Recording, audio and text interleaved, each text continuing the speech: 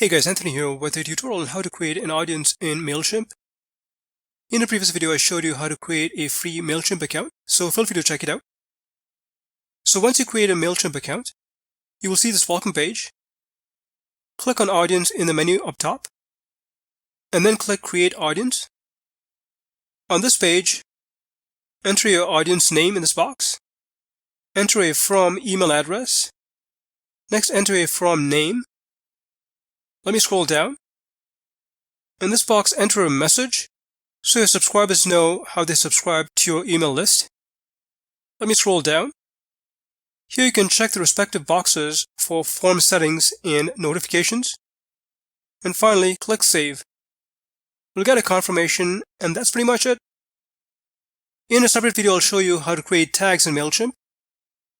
Well, hope you found this tutorial helpful. If you have any questions, please leave them in the comment section. Thanks for watching.